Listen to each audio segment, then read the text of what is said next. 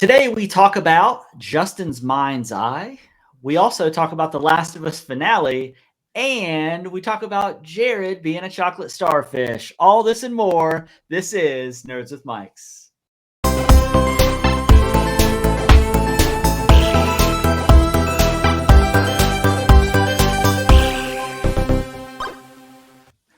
Hello and welcome to this episode of Nerds with Mics. It's episode 180, and I'm Travis.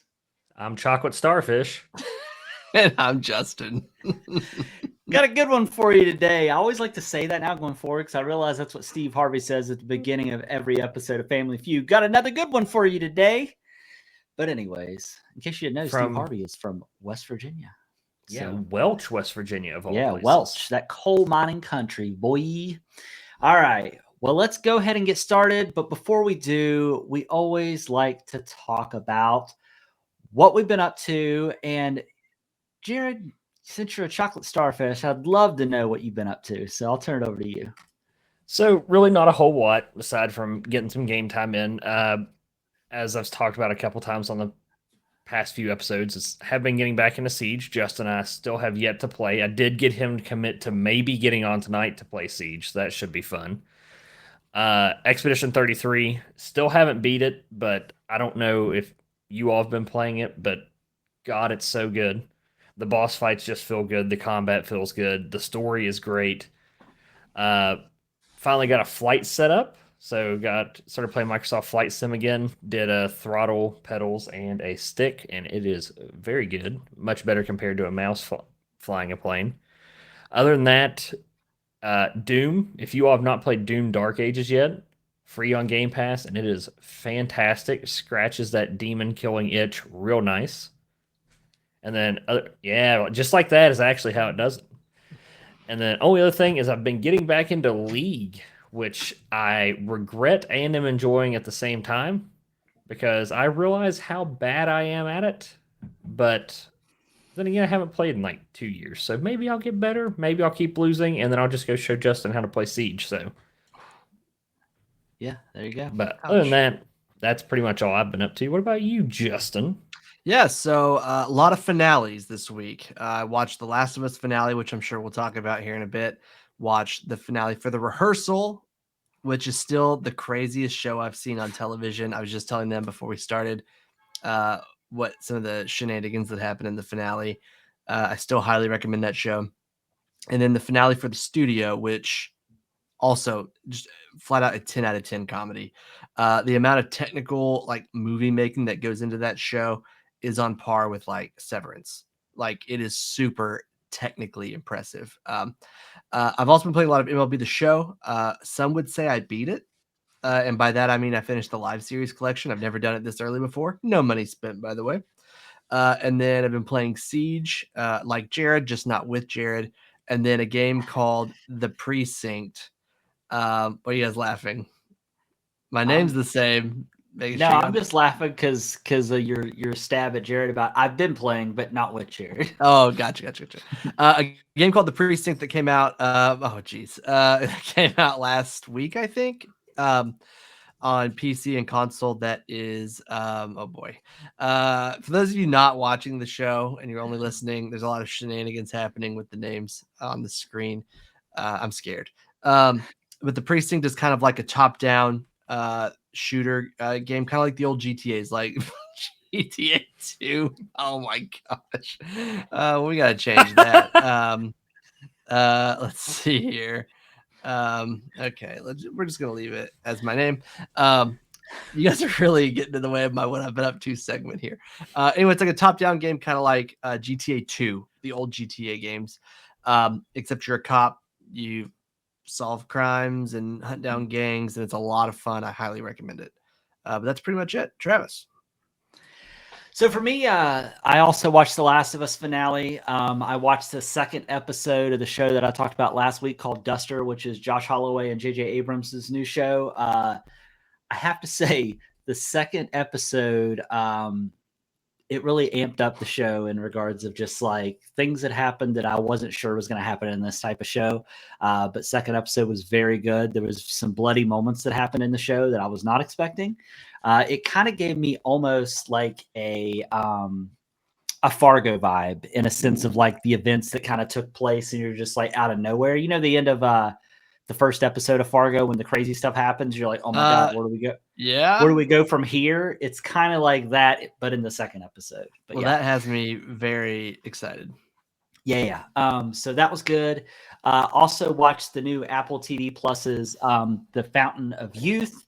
It was fun. I'm not going to say it was extraordinary, but like if you've been looking for a movie to scratch that like national treasure itch, it is Guy Ritchie's new movie on Apple TV that stars John Krasinski and Natalie Portman. It's a fun ride. I mean, you know exactly what you're getting with it. Is it a perfect movie? No, but it is enjoyable and it's a pretty friendly family-friendly movie to watch. So would recommend that. There's finally been a new episode of, I don't think either of you watch Bob's Burgers, but there's finally been a new episode of Bob's Burgers that came out last week. So they're now back to weekly releases. So that was good. And then also all I've been playing is Clair Obscur Expedition 33. I'm probably, I want to say 4 or 5 hours in. Jared, how far are you into the game? I'm probably not much further ahead of you. I'm probably 5-6 hours in, something like that. Yeah, I finished the little ocean area that you go through. Oh, buckle up, Buttercup. So I just finished that, and then I went into the area where the red forest is, essentially like the red trees and stuff. That's the area that I'm into now, and I just ran into a boss enemy that is just fisting my childhood dreams. So yeah, so it's. I don't like the way you phrased I didn't that. like where that was going. You didn't like the sound effects either? Yeah. Or any of it, honestly. It's better doing this. Oh, no. But anyways, but yeah, so that's been really good. I will also say I didn't list this, but one of the podcasts that I listen to is a podcast. If you're ever looking for a good podcast, it kind of gives you the insider stuff of it's called Hollywood Nerds with Mics. Yeah. If you're ever looking for a good podcast, it kind of gives you an inside scoop on things Hollywood and movies and TV and that industry. There is Justin, you'll know who this is because he's actually in the show. But there's a guy that runs this podcast called The Town. Yeah. So I've actually been, my fiance Amelia actually got me onto this podcast like a year ago, and I've been listening to it. And you actually hear him on the radio in the very first episode, but I never watched past. He plays the a first big episode. part in the final 2 episodes of the season. Yeah, that's what I heard. So the last 2 episodes of this do you listen to podcast- Craig on there too? Is Craig ever on that show? Yes. So Craig is on the fantasy football show I listen to every day. And he's also on the Rewatchables. Dude, the Rewatchables is great too. Well, what I would say is if you haven't listened to the podcast The Town, they did a 2-parter with Seth Rogen and Craig about the show, The Studio. Evan Goldberg. And he gives you what is it? Was it Evan Goldberg? Yes, Evan Goldberg. Yeah. So if you haven't listened to that podcast, that's a good one because he gives you all the insider stuff of what went behind the scenes and like what it took to get some of those people that made cameos and stuff onto the show and things like that. And he even alluded to like, because the show's been received so well, he's been having actors and directors reach out to see how they can be involved in the next season. Actors even like Steven Spielberg, which is pretty cool. That is cool. But yeah, so that's a really cool podcast if you want to check that out. But yeah, there's also this podcast, Jared mentioned it, Nerds with Mics. You could check it out. But yeah, we'd love to interview Seth Rogen if you want to come on. If you hear this episode, yeah, we'd love to get you on the pod, I do have a question about Fountain of Youth, Travis, because I did watch it. Did it feel like a Guy Ritchie movie to you? Yes and no. No. In some parts, I got it. Without giving any spoilers away, there's like those scenes where John Krasinski is having like these visions. That felt more like, yeah, like it's just the rest of the movie. I didn't really feel like a Guy Ritchie movie. Just me. No, and even the chase scenes and stuff did not feel like a Guy Ritchie movie. Well, you know what I mean? Like he always does. Like he's the very heavy into cinematography with the chase scenes. I'll be honest, the first scene with him in that sports car at the beginning, almost made me sick with all the camera cuts. Yeah, I agree. Overall, it was okay, but yeah, I don't agree it necessarily felt like a Guy Ritchie movie because the last movie that he did with I don't know if it was Guy Ritchie or Guy Pearce. I can't remember the one with Henry Cavill and Alan Richardson, where it's like the old war thing where they did like that heist of the U-boats. Ungentlemanly Warfare. Yeah, I can't remember if that was his movie or not. I think it was his movie. Like the but that last, like movie, the one yeah, I it remember was us not. going to see though, The Gentleman though, Oh yeah, that's a good one. fantastic. But yeah, outside of that, that's pretty much all I've been up to. I do want to get into Doom. I'm getting ready to go home for vacation, so I'm going to be looking for a few games to play over xCloud, so I can do that with obviously Clair Obscur, and I'll probably start Doom as well because it looks pretty fun. But outside of that, I think that's pretty much it. So we're going to hop into some news. I think Justin has a story and Jared has a story, and then I have a topic for us to kind of talk about. But with that being said, Justin, I alluded earlier that you're going to tell us a little bit about what's in your mind's eye. So what's that about? Yeah, I want to pivot for a second. Your topic, does it have to do with that one thing that we both had in our what we've been up to, or were we going to talk about that at some point? Oh, no. I'm glad you brought that up. I did want to talk about that. Now, with full transparency, I don't think we're really going to get into the finale per se. Jared hasn't been able to watch it. He has had it spoiled, but he's also played the game, so he knows what to expect. But I would like to know and discuss real quick what's your overall thoughts of season 2 in comparison to season 1? What are some of the things that you like about it? What are some of the things that you don't? Justin, I'll let you kind of start because I'll give Jared some time to formulate since he didn't get to watch the finale yet. But what's your overall thoughts? So overall, I think it's a good season of television. And I also understand the need to split it into two. I do think that could backfire because the people who haven't played the game hate Abby right now.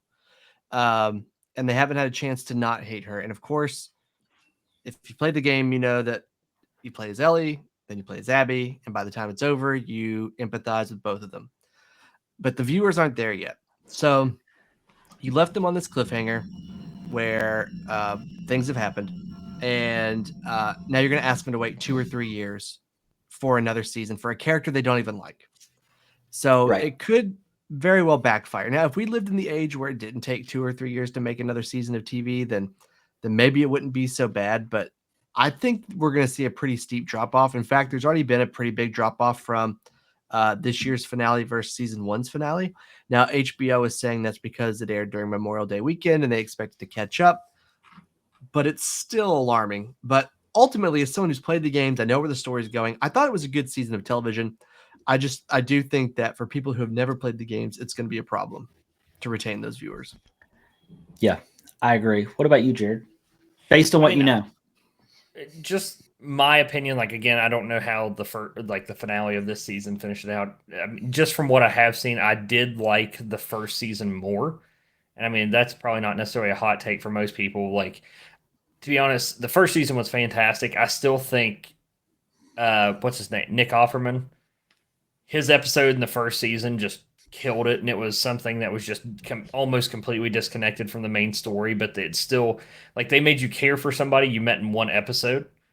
And I'm with Justin is I think waiting the 2 to 3 years that we're going to have another season, like it's just going to let people who haven't played the game stew on the fact that they hate Abby, even for like a rewatch and like trying to find some good in it. They don't give anybody any good to look at. And like you in the game, you go straight into it. So you don't have any time to formulate your thoughts or anything like that aside from, oh God, what she just did was awful. But now people are going to have 2 years to think about how bad of a person she is. And I don't know if they'll be able to turn that around for people who haven't played the games. But so far from what I've seen, first season was stronger than the second. But I'm kind of at the point too. I kind of wish they would have just done a long season 2 and just made this like a 2-parter and done. Yeah. And then Jared, last week we talked about how Craig Mazin's discussing that it might take a 4th season to finish the story, to which that's just not going to happen. I mean, it's probably going to happen, but like it's not good for TV to do that. They need to just make the season 3 longer and knock it out it should have just been like because season 1 did a really good job at telling the story of the the whole first game. Yeah. I would have honestly rather had either a long season 2 or B, like do a split season. Give me like the first half of the second game in the front half of the year, like we have had. Yeah. And then September release or October release for the second half, and that finishes it out. And maybe we get like a 20-25 episode season, but then people aren't waiting 3 years for everything else. Yeah, and I'm going to dip a little bit into maybe spoiler territory for this episode, but not much. I think to kind of help hold the viewers over, it would have been very beneficial for them to maybe included the flashback scene with Abby and her dad freeing the zebra at the end of this season, to kind of see that compassionate side and the relationship she had with her father. I don't even know if we're going to get that scene when season 3 rolls around or not, but instead of the scene that they did give us, I think that would have been a much better scene to have given us, and then like end with him being called to the hospital to see Ellie. But yeah, they didn't. I don't know. I just think they're gonna struggle to retain some of these viewers. Yeah, like my mom found out that Joel dies in episode 2 before she started it. She's not watched a single episode. Yeah.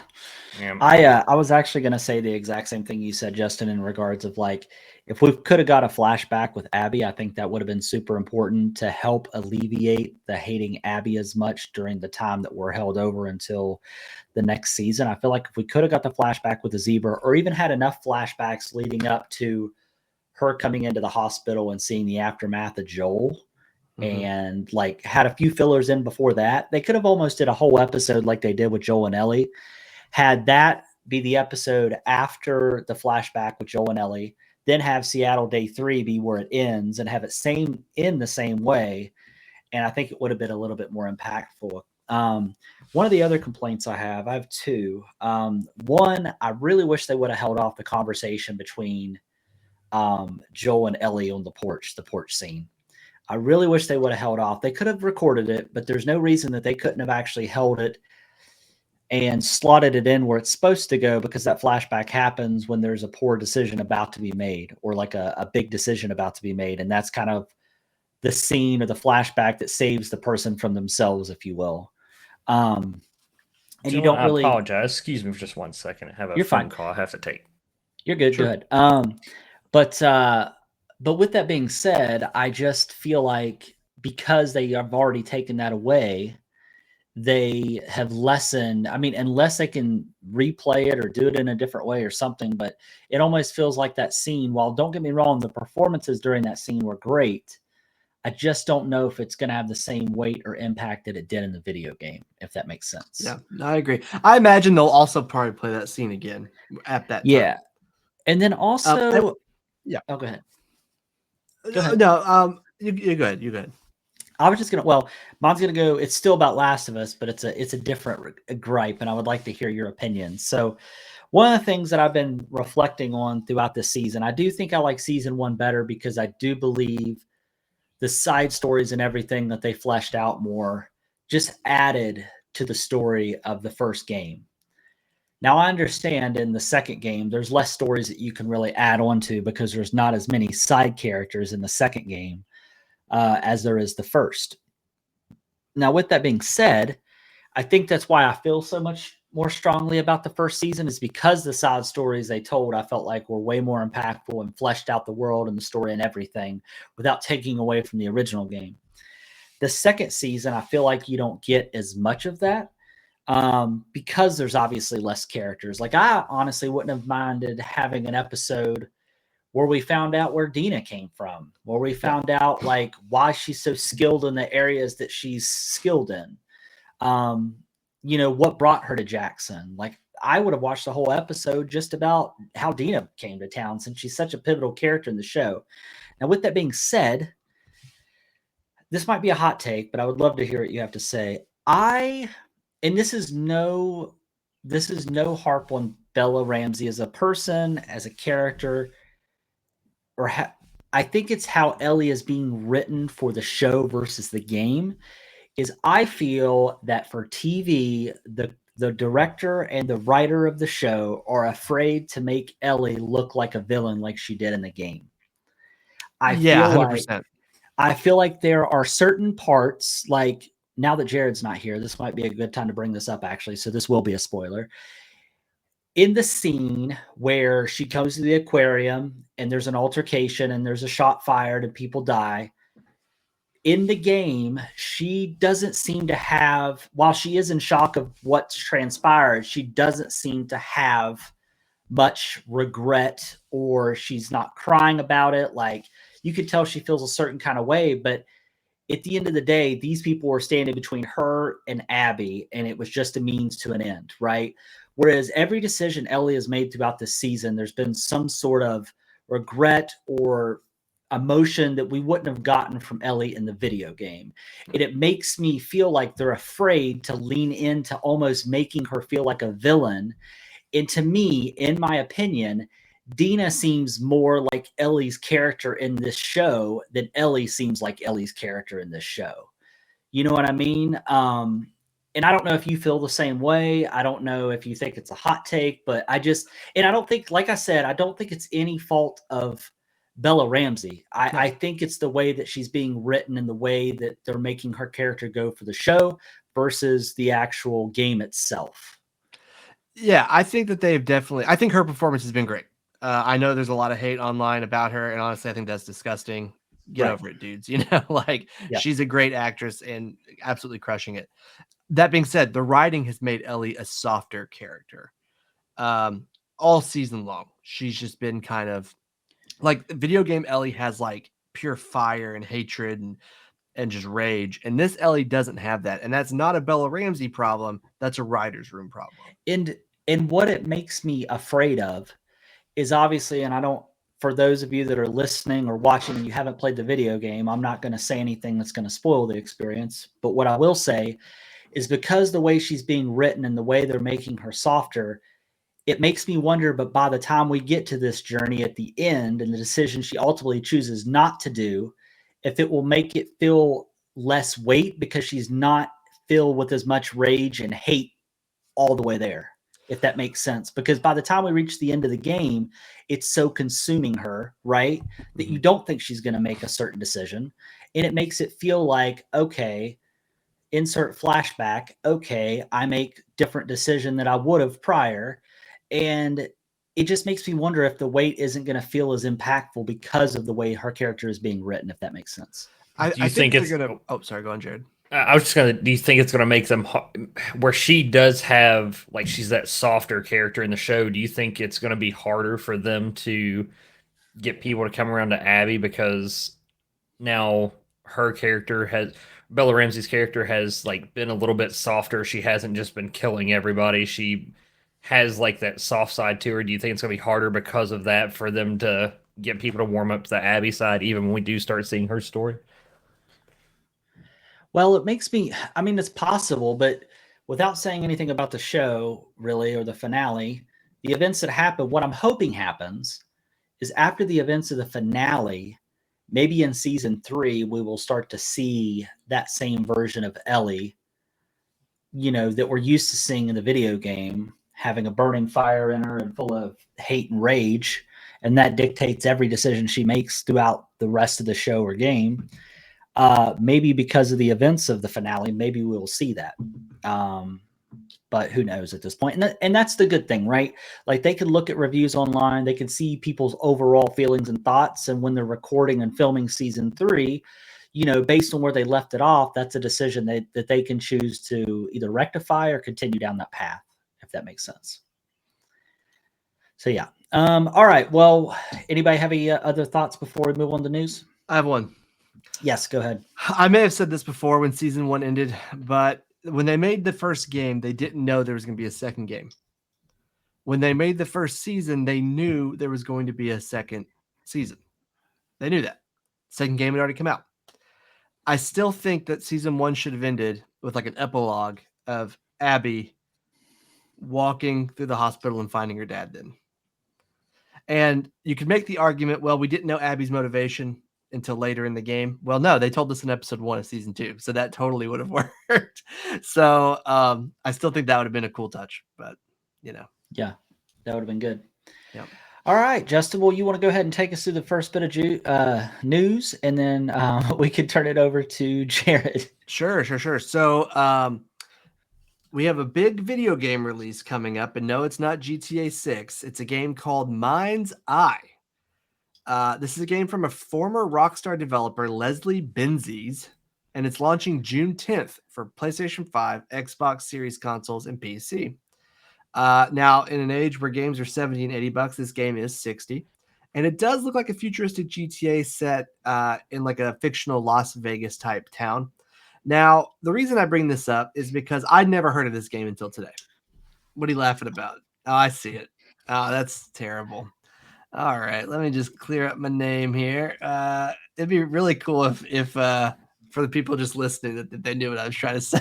But who cares? And my notes went away. Hang on. So I'd never heard of this game before today. Okay, have you guys heard of this game? No, I have not. At first, I thought maybe it was a mod for GTA.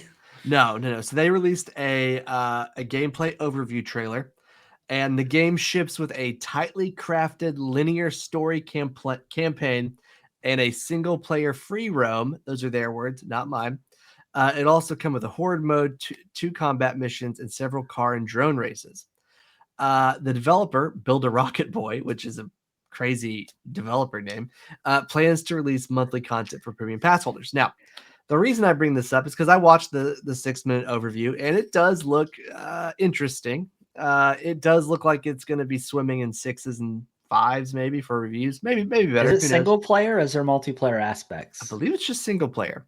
But what got me intrigued is when I was looking through Reddit, even its own subreddit is pretty meh on this game. They are, in fact, questioning if the game's even real. Some of them are predicting a day before situation where they're showing off a game and then it launches and it's nothing like the game they were promised. I have put a request in for a review copy. I'm hoping that we get it. We can give it an honest shot. But with the news of GTA 6 coming out in exactly 1 year minus 1 day, ooh, guys, we made it. Do you think you'll give if this it doesn't game a get shot? delayed again? Jared, shut your mouth. Will you guys give this game a shot? I mean, yeah, I'll be honest. After I get off, after we get done recording, I'm going to watch the trailer because I haven't even watched anything on it because I did see the news article, but to me, it looked like kind of like what's the mod community? Is it 5M? Is the 5M. M5? Yeah, 5M. It kind of looked like a mod for GTA. So I just kind of like wrote it off as that's what it is. I didn't realize it was a standalone separate title. So I will look into it for sure. Does it have more of like they're trying to go for like a realistic, or is it more like a Saints Row vibe? It looks like a futuristic game, but not zany and goofy. Gotcha. Like there's guns and there's cars, but then there's like drones and there's robots. Okay, well, I'm cool with that. Saints Row is its own kind of niche. I don't want another of those, if that makes sense. But I am kind of bummed if there's no multiplayer, even like a co-op aspect to it. But yeah. All right. I mean, that was a conversation we had before. Like, I'll always give a single player game a chance because, like, not everything has to be multiplayer. And plus, right. I mean, hey, let's just look at it this way: it's still $30 cheaper than a Switch game. So, $30 for sure. All right. Well, speaking of a good value for some games, what do you got for us news-wise there, Jared? So, not much as far as news goes because there's really not much out information wise aside from what we're getting, because usually Microsoft, unless they purposely leak something that they want people to get hyped up about, aren't going to say much. But we get Xbox Showcase on June 8th, so I haven't seen any rumors about announcements or anything like that. However, Microsoft has, only thing they've said about it is they have some exciting announcements for Game Pass users, which is going to be interesting to me because I'm not sure, do both of you guys use Game Pass? Heck yeah, I do. I have Game Pass. Yeah, I have a whole year of it, actually. Yeah. So, like, also, by the way, I don't know if either of you, just real quick before I forget, I think the sale's still going on. I don't know if either of you do GeForce Now. You probably don't, but they have a special right now. You can get 6 months of GeForce Now at the performance level for $29 for 6 months, just so you're aware. Just thought I'd let y'all know. Yeah, go ahead. But to be honest with you, like I think Game Pass is probably one of the better like game for rent services out there, to be 100% honest. I mean, you get day one launches. They very rarely, from what I've seen, remove things from their library. You can, if you want the premium edition, it's not like buy the full game. You can buy just the upgrade portion of it. Now, granted, if you ever, they did ever remove that from Game Pass, you would still have to buy the full game, I'm sure. But there really hasn't been many situations where I've seen stuff removed. I just don't know what they could be. If it's exciting news specifically for Game Pass users, I don't know what they could be adding unless they're. My hope is they're adding a lot more stuff from an older library, would be what I would Yeah. hope for. But I really don't know because, like I said, we already get day ones and it works for the most part, except for like some launch heavy days, obviously, a little bit of issues. Yeah. But I would like to see, I mean, not that I should demand any more from Game Pass because it's a phenomenal deal, but what I would like to see is, to your point, kind of like what Nintendo's doing, where it's all archived older stuff that's also available for streaming. That's what I would really like to see. Because there's some really good games that like I'd like to go back and play, but not enough to go buy like 360 copy like off the storefront or something like that. I would like to have a digital like library of older games, kind of like so Nintendo does it, but also PlayStation Now does it, where you can play like PS2, PS1 titles, things like that. So yeah, I would like to see Xbox kind of get on train with that. I think that would be cool. Which they do have some, they just don't have a ton. Real quick thing too, I forgot to mention, if you all want any physical copies of games for your PlayStation, anything like that, GameStop was running it. I'm not sure if they still are, but it was a buy two, get one free on their pre-owned games right now. So, and not all GameStop still sell PS2 games. Do you have a retro store where you are? Wait, what? Buy two, get one free on used games. Oh, I thought you said PS2 games. I'm sorry. No, you're good. I was so confused. Well, there are GameStops. I actually just went to the retros. One of the first. Yeah, and it was a joke. It's not anything that serious. But anyways. $300 for a DS. Yeah. Because I was looking for 64 games for a friend of mine. But anyways, yeah. Okay, cool. Anything else to add there? If not, we can get into my topic. It's actually really, it has to do with kind of retro games and retro movies. So one of the things I wanted to talk about is flashback fads for video games, right? And you may be asking yourself, like, what is a flashback fad? Rhythm games. Remember rhythm games? So think like Dance Dance Revolution, Guitar Hero. So what I wanted to do is I wanted to run down a couple of flashback fades, and you tell me which one you'd like to see make a comeback and why, or if there's one I failed to mention, maybe tell me one that you might have. So yeah, there's rhythm games. So many people angry. There was rhythm games that are obviously super popular in the 2000s. Like I said, Dance Dance Revolution, Guitar Hero, and then Rock Band, things like that, which doesn't really exist anymore, which I guess you could do that. You could do Guitar Hero stuff in Fortnite now, I guess. Fortnite, yeah. Yeah. There's actually a PlayStation controller out for that now, too. Oh, yeah, I saw that. And then also, there used to be a real big emphasis on mascot platformers. So what I mean by that is like the Sly Coopers, the Ratchet and Clanks, the Power of Juju, Tasmanian Tiger, to name a couple. But like right now, we just get the big IPs that we're used to seeing, like the Marios and things like that. Those were obviously big in the 2000s as well. We also used to get a lot more GTA clones that weren't GTA. So when I think about that, I think about True Crime, Sleeping Dogs, The Getaway. There's way less of those type of games. I think that one game tried to come out that had like Chuck Norris and some other people on it. I can't remember the name. Crime City.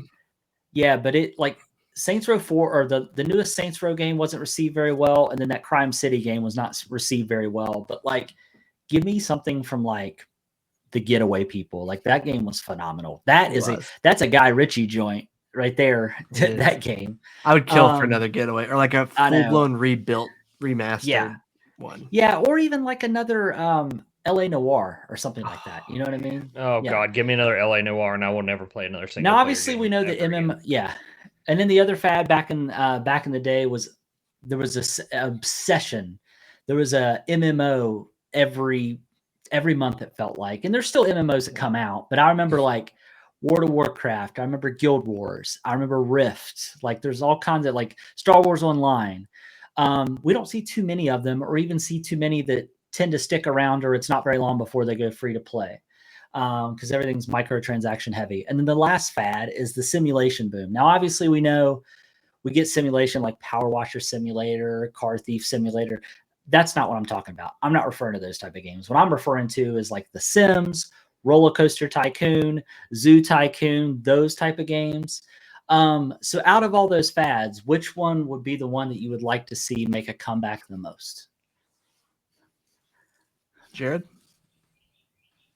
Kind of tied, because I do love a good simulator game, if I'm being honest. You do. I thought about you when I read that, because I mean, obviously, I know that you're a big Civ fan and more the RTS, that type of stuff. But I picked you as probably being one that likes a good simulation game as well. And like the thing is, like simulation, mine would probably be sim, but it has to tread a very fine line, right? There's a difference between being full on simulation and being realistic but fun. Like, I'm not sure if you all have ever tried to play a game called DCS. DCS is probably the most stressful game I've ever played, and because what happens is it's a complete, like, it's digital combat simulator, but it's all about planes. But it drops you in the cockpit of a plane, and you have to pull up the flight manual on your second monitor to start the plane, and you have, like, that's too much for me. Now, Microsoft Flight Sim, like, it's hotkeyed. You hit 2 buttons, it'll start your engines. Hit 2 buttons, it'll do your flaps. Stuff like that. Like, those are fun to me.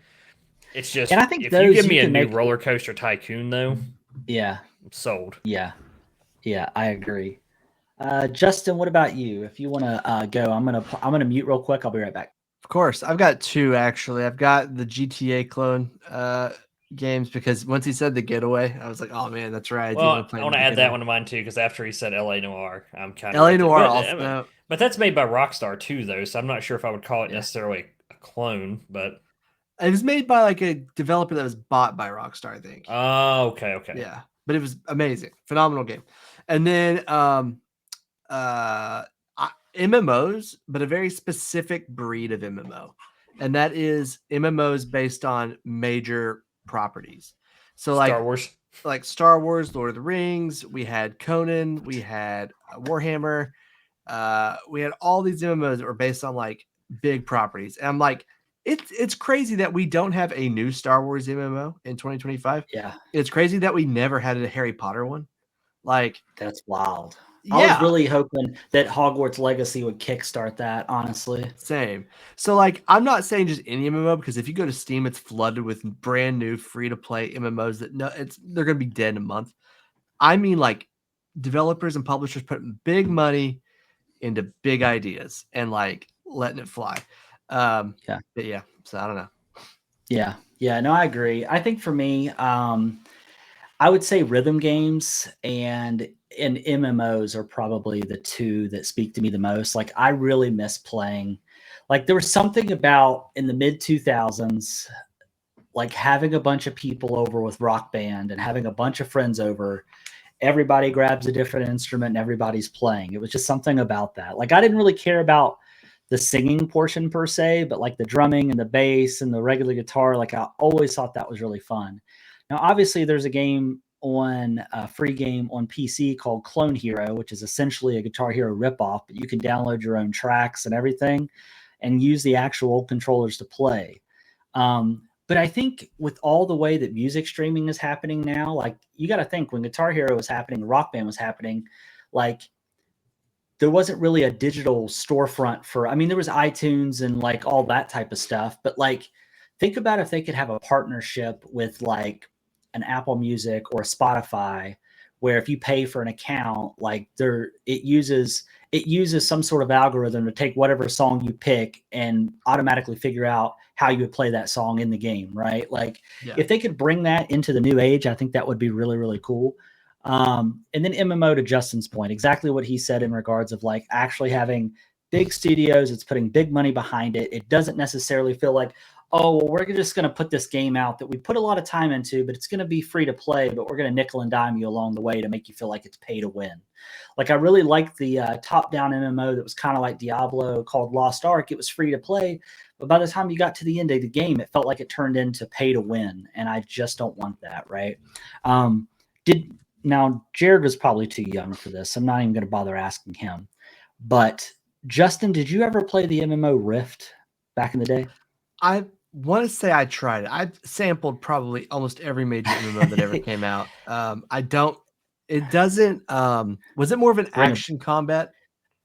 No, it was kind of like WoW, but so what was more action combat was Guild Wars. That was more action combat. I've played Guild Wars. But Rift, what was cool is you would have almost like an Oblivion Gate open up, and it would have just people like invade your world, but whatever damage happened during those moments would stay that way in the world once the Rift was over. It was just a really cool concept, but and it may still be doing free to play now. I have had an itch to go back and try Star Wars Online because it still exists, but I just don't know what the community's like. But it's still getting updated on a regular basis. But to your point, with all the Star Wars IP we've gotten since the original Star Wars Online came out, I am blown away by the fact that there has not been a newer version of a Star Wars MMO released. Star Wars Galaxy still has a decent amount of players playing on private servers. Yeah, so I think the appetite is there. 100%. It would be cool if they could even do something like Battlefront related, but turn it into more of like an MMO where you have stuff that you're doing, like you're leveling your character up, but then there are these world battles that turns into the regular Battlefront type stuff. Like they could really do something like that. And I saw Jared perk up a little bit when I said that. Speaking of Battlefront, have you all seen everything going on with Battlefront 2 right now? No, tell us more. So there's been, I don't know if it was somebody on YouTube or somebody posted on TikTok or something like that, but their little buddy, the noises too are the best, but sounds like a pig, dude. There was basically a rally to get, she's not a pig. A rally to get people back on Battlefront 2 in order to try to push to get a Battlefront 3 in development. It hit over 200,000 active players at the same time the other day. Dang. And it's gotten to the point that like people are taking like the World War II Uncle Sam needs you like posters and photoshopping stormtroopers onto them and posting them in like TikTok comments and everywhere else trying to get people to play. So that's been one big push for it. And also I wanted to hit on rhythm games. So not just like Guitar Hero stuff like that. Did you all ever play Rhythm Heaven on the Wii?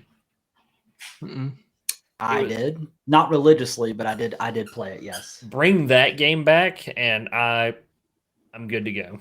Rhythm Heaven, if you can ever pick up a copy for less than $300, Justin, and you have a Wii, worth the play. I don't. So I probably never will. Or you can completely in the right way obtain that on your computer too. So what does that mean? Yeah, what does that mean? I don't know. What that mean? What that mean, though? Long story short. Dong on titties. Whoa, Jared! What? I had to say it. Why? Do you have Tourette's? I had to finish it. I don't understand that. Did either of you go see the new Final Destination yet? No. No, but I've heard it's great. Okay, well, I'll have to do that. Okay. All right. Last question I had, and then we'll move on. So none of us have seen, right? None of us have seen the new Lilo and Stitch. No. I think the reactions online have been hit or miss, to say the least. What do we think about? What's your all's thoughts on these live action remakes, and do we even need them? Stop. Stop. Especially Disney. Disney, stop. Yes. We do not need them. Justin, I can tell he's torn a little bit about it, I think. Well, it's not that I'm torn. It's that I understand why they're doing it. It has to do with like something to do with like the rights. I read this one time where they have to like something with like the rights and how they can keep the rights to certain properties for so long if they keep like basically regurgitating it. So that's why Moana is getting a live action. That's why Lilo and Stitch got one. Why Lion King got one. Why Beauty and the Beast got one. Why Snow White got one. That's why they're all going to get one. Eventually, we'll have live action Toy Story. It's going to be the weirdest thing we've ever seen. Oh, I don't like that. Keep it animated and just redo it animated? I was just thinking about live action Toy Story when they open up Mom's bedside table. Oh God. Oh yeah. What do you know? You know a thing or two about that. You're the one with the kid here. You know about that. What I think is funny in Bob's Burgers is anytime like they go to leave the house, the mom always says, "Stay out of our bedroom." You know what she's I referring mean, to. I can't 100% agree with you, Travis, because I can't say Disney completely stop. Disney needs to give me a live action, either A, Clone Wars TV show, or B, Clone Wars movie before they can stop. Then they can stop making live action stuff. Okay, Hattie, you need to calm down on that toy, bro. Yes. Yeah, I mean, well, I guess the thing is, too, is like, if they do live Did action. you just take that toy from her? Don't worry about what I did. But do we think that they should stick to what has happened in the actual animated, or should they evolve and change it? Like, because from what I've heard, Lilo and Stitch has a lot of things that they've changed in the live action movie. I think it's. And if y'all don't care about spoilers, I can tell you some. But I've never seen care. either one, so I don't care. Okay, well, so in Lilo and Stitch, yeah, spoilers. But in the animated movie, there's this big alien that is hunting them throughout the movie. In the live action movie, that does not exist. This monster does not exist, which is the main reason they're on the run in the first place. There's also a one-eyed monster in the movie as well that is like cross-dressing to stay in disguise, stuff like that. That part is not in the movie. There's also a part where Lilo is having this Stitch is having this internal like dialogue with himself, like, nobody wants me, I'm the ugly duckling. And it's like a very heartfelt, rip your heart out type moment. None of that is in the live action movie. And at the very end, there's this whole dilemma if Lilo wants to give up Stitch to go back home or whatever, like give up her guardianship, so to speak. In the animated movie, she does not give up her guardianship. In the live action movie, she gives up Stitch. Wow. So, yeah. So I'm just like, yeah. So I'm Why, just like, Travis? Why'd you have to ruin the movie? God, we told you we didn't want to hear it. Well, no, I was trying to save you from going to see it if you're a lover of the animated movie. Yeah, I'm not gonna go see it. Justin, save yourself time. Watch the animated one. Okay. Yes. I'll probably end up watching both at some point. Yeah, I'll probably just wait till it comes out to stream and then I'll watch it. I don't think I'm going to go to the theaters and see it. I do want to go see Thunderbolts though. I have not seen Thunderbolts yet. I want to go see it. So Thunderbolts looks good. And I've heard it's good. The reviews have been pretty good on it for a Marvel movie, especially after some of the reviews we've gotten on other stuff. And I think Rotten Tomatoes, and Justin may already be on Rotten Tomatoes. I know he goes there quite frequently, but get there. What's up? Lilo and Stitch, I think, was in the 60s for critics, but I think audience, though, I want to say it was like 93, but I could be 93 wrong. for audience, yeah. 69, nice for reviewers. Yeah. Nice. And then what's Mission Impossible? Or did you already close it out? Mission Impossible is 80 for reviewers, 89 for people. Okay, so not bad. Okay. All right. Shakes in that one. I know I say it every time, but I know I want to go see it real bad. So is Natalie, I think. Is it out yet? Yeah, it's been out. It came out on the 30th. Okay. It's not even the 30th yet. I was going to say, but I'm an idiot. Travis is a time traveler. Yeah, I am. Yeah, I've already seen it in theaters 8 times. Hey, yo. Yeah. All right. Well, let's go ahead and get into looking ahead and what we're looking forward to. So, Justin, we'll start with you. What are you looking forward to, buddy? I leave Saturday for vacation. Going to the beach? Yep. And then while I'm gone, the Switch 2 will release. So I'm looking forward to both of those things. Well, I guess while I'm in town, I'm going to go scoop it up. Do it. Scoop it up. You should swing on by my place of employment. You going to have one waiting on me? Is that it? Midnight release for the first time in like 4 years. Oh, really? For real? Yeah. Okay, we'll talk. How many you getting? All right. No idea. All right. Okay. We'll talk after. I honestly no idea. All right, Jared, what about you, buddy? What are you up to? Most exciting thing that I have going on this week is starting today. I am off for today and 4 additional days from work. Memorial weekend was a little bit insane, and I'm just happy to have a little staycation and not have anything to do except cut my grass. And if it ever stops raining, I promised my wife I would get that done. And as soon as it stops raining, I will. But until then, I will be sitting on my computer. You go play Siege. Playing Siege with Justin, maybe. Yeah, we might try to get lunch or dinner when I'm in. We'll see. You should. Some Mountain Don'ts, since we didn't get to taste them the last time. I don't know if they still have them or not. I've been checking the. I think he made it up in his mind. Hyped them up so much for weeks until I know. We went to dinner, and then I'm checking. Hang on, I'm checking. The Untappd waitress was right just now. like, Hang "Yeah, on, we don't have those." I'm checking. No, she He didn't said, have them "Calm right down." now.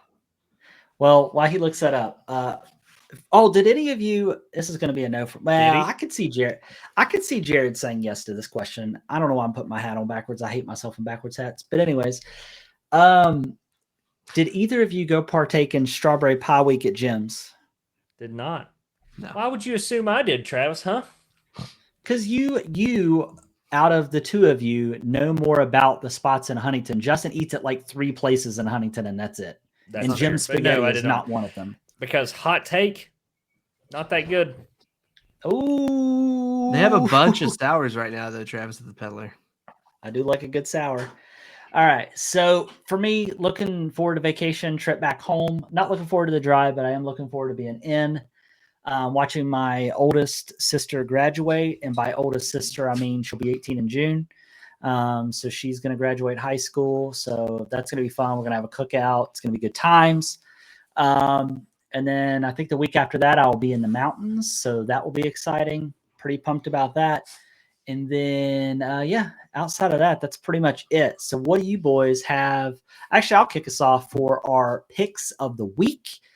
For me, I know I haven't beat it yet, but I plan on beating it. But honestly, Clair Obscur Expedition 33, I played quite a bit of it yesterday. Told you it's good.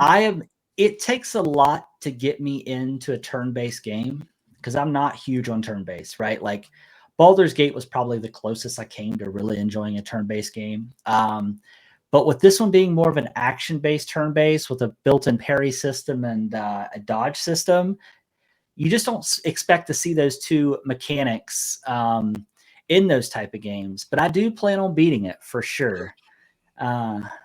But yeah, outside of that, that is my pick of the week. What about you, Justin? I've talked about it for like 4 straight weeks, but that was funny. It's The Rehearsal.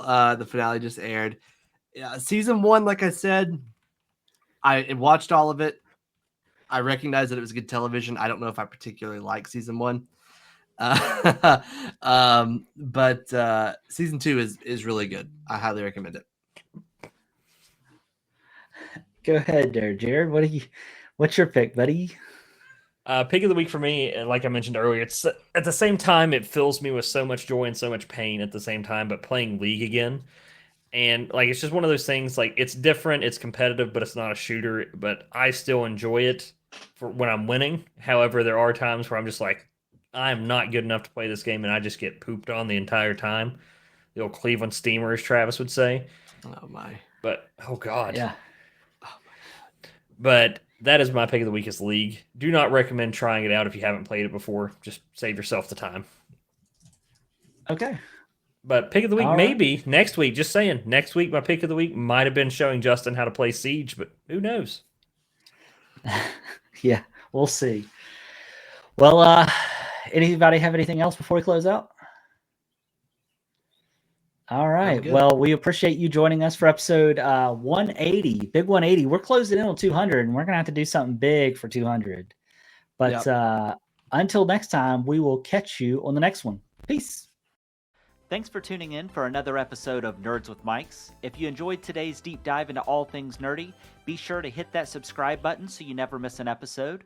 We'd love to hear your thoughts, so please make sure not to forget to leave us a review wherever you listen or watch. Your feedback always helps us grow. And if you know a fellow nerd that would love the show, share it with them. Until next time, stay nerdy, stay awesome, and keep those mics on.